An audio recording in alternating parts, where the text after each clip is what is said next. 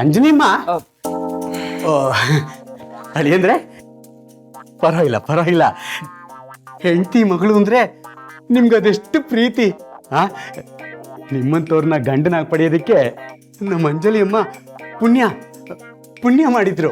ಸರಿ ಹೊಡ್ತೀನಿ ನಾನು. ಎಲ್ಲಿ ಹೊಡ್ತೀರಾ? ಏನ್ ಸಿಟಿ ಕಡೆ ಹೋಗ್ಬೇಕಾಗಿತ್ತಾ? ಸಿಟಿ ಹೌದು, ಸ್ವಲ್ಪ ಸಿಟಿ ಕಡೆ ಹೋಗ್ಬೇಕಾಗಿತ್ತು, ಕಳ್ಸ್ಕೊಡ್ತೀರಾ? ಅಯ್ಯೋ ದೇವ್ರೆ, ನಿಮ್ಗೆ ಏನೇ ಬೇಕಾದ್ರೂ ನನ್ನನ್ನು ಕೇಳಿ, ನಾನು ತರಿಸ್ಕೊಡ್ತೀನಿ. ಆದ್ರೆ ನೀವು ಈ ಮನೆಯಿಂದ ಹೊರಗಡೆ ಹೋಗೋ ಪ್ರಶ್ನೆನೇ ಇಲ್ಲ. ಮುಗೀತು ನನ್ನ ಕಥೆ. ನಮ್ಮ ಮುತ್ತು ಪಾಂಡ್ಯನ್ನು ಸಕಲೇಶ್ಪುರಕ್ಕೆ ಹೋಗಿದ್ದ, ಅಲ್ಲಿ ಕೆಲಸ ಎಲ್ಲ ಮುಗ್ದಿದ್ಯಂತೆ. ಈಗ ವಾಪಸ್ ಬರ್ತಾ ಇದ್ದಾನೆ. ಈಗಷ್ಟೇ ಫೋನ್ ಮಾಡಿದ್ದ, ಸಿಟಿಯಿಂದ ಏನಾದರೂ ತರಬೇಕಾ ಅಂತ. ನಿಮ್ಗೇನಾದರೂ ಬೇಕಿತ್ತಾ? ಪರವಾಗಿಲ್ಲ. ಯಾರಂತ ಹೇಳಿದ್ರಿ? ನಮ್ಮ ಮುತ್ತು ಪಾಂಡ್ಯನ್ನು. ಮುತ್ತು ಪಾಂಡ್ಯನ್ ಅಂದ್ರೆ? ಮುತ್ತು ಪಾಂಡ್ಯನ್ನು ನಮ್ಮ ಮನೆ ಡ್ರೈವರು.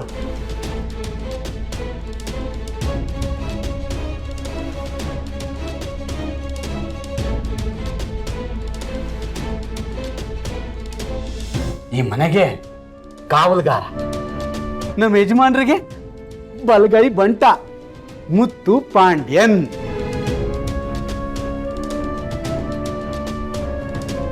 ಯಾವ ಮೇಕೆನು ಕೇಳಿ ಮಸಾಲೆ ಅರಿಯಲ್ಲ.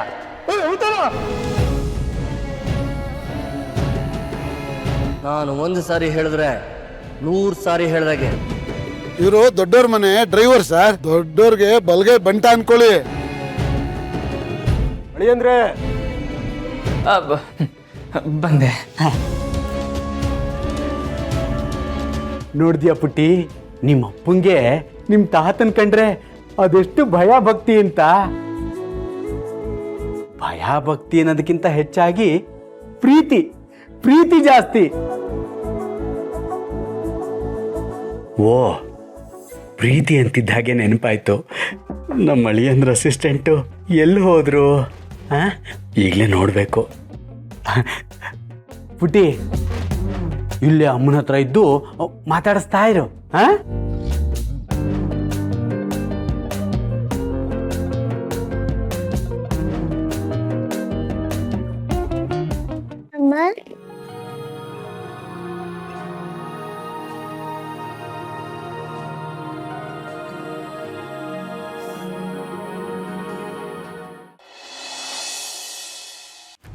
ಸುಬ್ಬು ಇಲ್ಲಿಂದ ಹೋಗೋಣ ಅಂತಿದ್ದಾನೆ.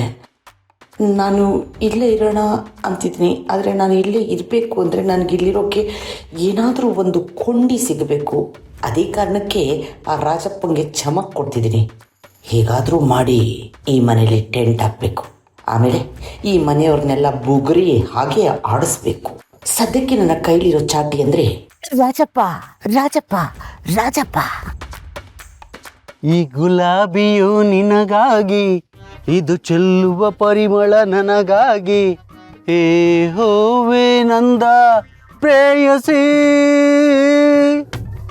ಇವನು ಹಳೆ ಕಾಲದ ರೋಮಿಯೋ ಥರ ಗುಲಾಬಿ ಹಿಡ್ಕೊಂಡು ಹಳೆ ಹಾಡಾಡ್ತಿದ್ದಾನೆ. ನಿಮ್ಗೆ ಈ ಹಾಡು ಇಷ್ಟ ಆಯ್ತಾ? ತುಂಬ ಇಷ್ಟ ಆಯಿತು. ಆದರೆ ನನಗೊಂದು ಡೌಟು. ಏನು? ಅದು ಹಾಡು ನಿಮಗಿಷ್ಟ ಅಂತ ಹಾಡ್ತಿದ್ದೀರೋ ಅಥವಾ ಹಳೆ ಕಾಲದ್ದು ಅಂತ ನನಗೋಸ್ಕರ ಹಾಡ್ತಾ ಇದ್ದೀರೋ? ಯಾರು ಹೇಳಿದ್ದು ನೀವು ಹಳೆ ಕಾಲದವಳು ಅಂತ? ನವನವೀನ, ನಿಮ್ಮ ಮುಂದೆ ಈಗಿನ ಕಾಲದ ಹುಡುಗಿರ್ನ ನೀವು ಬಿಸಾಕ್ಬಿಡ್ಬೇಕು. ಅಷ್ಟೊಂದು ಸುಂದರವಾಗಿದ್ದೀರಾ. ಅದು ಕೈಯಲ್ಲಿ ಗುಲಾಬಿ ಹೂ ಇತ್ತಲ್ಲ, ಆ ಹಾಡು ನೆನಪಾಯ್ತು, ಅದಕ್ಕೆ ಹಾಡ್ತಾ ಇದ್ದೆ. ನಿಮ್ಗಿಷ್ಟ ಆಯ್ತಾ? ತುಂಬ ಇಷ್ಟ ಆಯಿತು. ಇದೇ ಸಲಿಗೆಯಲ್ಲಿ ಮೈಂಡ್ ದ ಗ್ಯಾಪ್. ಏನು? ಇದೇ ಸಲಿಗೆಯಲ್ಲಿ ನಾನು ನಿಮ್ಮನ್ನೊಂದು ಪ್ರಶ್ನೆ ಕೇಳಲ್ಲ? ಒಂದಕ್ಕೆ 100 ಪ್ರಶ್ನೆ ಬೇಕಾದರೂ ಕೇಳಿ. ನೀವು ಕೇಳಿದ್ರೆ ಈ ಪ್ರಾಣನೇ ಕೊಟ್ಬಿಡ್ತೀನಿ. ಅಂಥದ್ರಲ್ಲಿ ನಿಮ್ಮ ಪ್ರಶ್ನೆಗೆ ಉತ್ತರ ಕೊಡಲ್ವಾ? ಕೇಳಿ. ಅದು ನೀವಿಲ್ಲೆಲ್ಲ ಕೆಲಸ ಮಾಡ್ತಿದ್ದೀರಲ್ಲ, ಇದಕ್ಕೆ ತಿಂಗಳಿಗೆ ನಿಮಗೆ ಸಂಬಳ ಎಷ್ಟು ಬರುತ್ತೆ? ಸಂಬಳನ? ಇಲ್ಲಿ ಕೆಲಸ ಮಾಡೋ ನಾವು ಯಾರು ಸಂಬಳಕ್ಕೋಸ್ಕರ ಕೆಲಸ ಮಾಡಲ್ಲ. ನಮ್ಮ ಯಜಮಾನ್ರ ಮೇಲಿರೋ ಭಕ್ತಿ, ಗೌರವ, ಪ್ರೀತಿಗೋಸ್ಕರ ಮಾಡ್ತೀವಿ. ಅವರು ನಮ್ಮನ್ನ ಮನೆ ಮಕ್ಕಳ ಥರನೇ ನೋಡ್ಕೋತಾರೆ. ಅಲ್ಲದೆ ಇಲ್ಲಿ ಬೆಳೆದಿದ್ದು ಅಕ್ಕಿ ರಾಗಿ ಜೋಳ ಅಂತ ಪಾಲ್ ಕೊಡ್ತಾರೆ. ನಾನಂತೂ ಇರೋನ್ ಒಬ್ಬನೇ, ಊಟ ತಿಂಡಿ ಎಲ್ಲ ಇಲ್ಲೇ ಆಗತ್ತೆ. ಜೊತೆಗೆ ಯಜಮಾನ್ರು ನನ್ನ ಹೆಸರಿಗೆ ಒಂದಿಷ್ಟು ಜಮೀನು ಮಾಡಿದ್ದಾರೆ. ಇದನ್ನೆಲ್ಲ ಲೆಕ್ಕ ಹಾಕಿದ್ರೆ ಸುಮಾರು ತಿಂಗಳಿಗೊಂದು 50-60 ಸಾವಿರ ರೂಪಾಯಿ ಆಗ್ಬೋದೇನೋ. ಐ ಮೀನ್ 50-60 ಸಾವಿರ ರೂಪಾಯಿನಾ? ಇವನಿಗೆ 50-60 ಸಾವಿರ ಸಂಬಳ ಕೊಡ್ತಾರೆ ಅಂದಮೇಲೆ ಆ ಆಲ್ ಇನ್ ಒನ್ ಕುಕ್ ಶಾಂತಮ್ಮಂಗೆ ಇನ್ನೆಷ್ಟು ಕೊಡಬೇಡ. ಅವಳನ್ನು ಹೇಗಾದರೂ ಮಾಡಿ ಈ ಮನೆಯಿಂದ ಆಚೆ ಓಡಿಸಿ ಆ ಕೆಲಸನ ನಾನು ತಗೋಬೇಕು. ಆಗ ಈ ಮನೆಯಲ್ಲೇ ಸೆಟ್ಲ್ ಆಗಿಬಿಡ್ಬೋದು. ಬೆಂಗಳೂರಿಗೆ ಹೋದರೆ ಅದೇ ಧರ್ಮಛತ್ರ, ಅವರಿಗೂ ಖರ್ಚಿಗೆ ಕಾಸಿಲ್ಲ, ಹೊಟ್ಟೆಗೆ ಹಿಟ್ಟಿಲ್ಲ. ಹೌದು, ನಾನಿಲ್ಲೇ ಇರಬೇಕು. ರೀ ಇವರೇ, ನೀವು ಆಗಾಗ ಹೀಗೆ ಮೌನವಾಗ್ಬಿಡ್ತೀರಲ್ಲ, ಯಾಕೆ?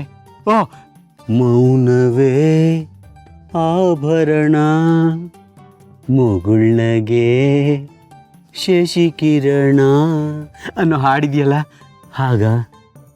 ಹಾಗೇ ಒಂಥರ ಅಂತ ಅಂದ್ಕೊಂಬಿಡಿ.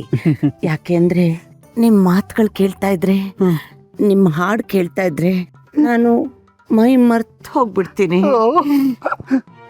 ಈ ಫ್ಲವರ್ ಚೆನ್ನಾಗಿದೆ.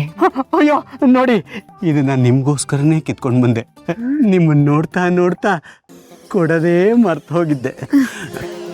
ತಗೊಳ್ಳಿ. ಈ ಗುಲಾಬಿಯು ನನಗಾಗಿ, ಇದು ಚೆಲ್ಲುವ ಪರಿಮಳ ನನಗಾಗಿ, ನನಗಾಗಿ. ಈ ಹೂವಿನಂದ ಪ್ರೇಯಸಿ ನಿನಗಾಗಿ ಕೇಳೆ ಓರತಿ, ನಿನಗಾಗಿ ಕೇಳೆ ಓರತಿ.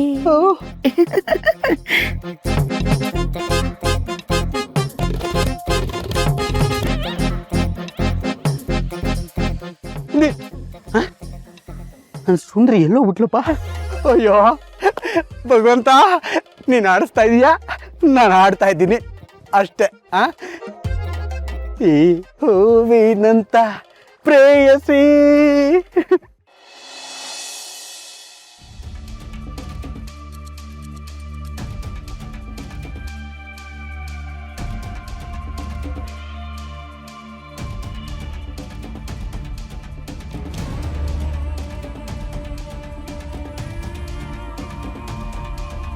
ಹೇಳಿ ಸರ್, ಏನು ಕರೆದಿದ್ದು? ಏನು ಹೇಳಿ ಅಂದರೆ ನೀವು, ನಿಮಗೆ ಹೆಣ್ಣು ಕೊಟ್ಟಿರೋ ಮಾವ ನಾನು. ಪ್ರೀತಿಯಿಂದ ಮುದ್ದಾಗಿ ಮಾವ ಅಂತ ಕರಿಬಾರ್ದ? ಅದು ಹಾಗಲ್ಲ. ಮಾವ ಅಂತ ಕರೆಯೋಕ್ಕಾಗಲ್ಲ.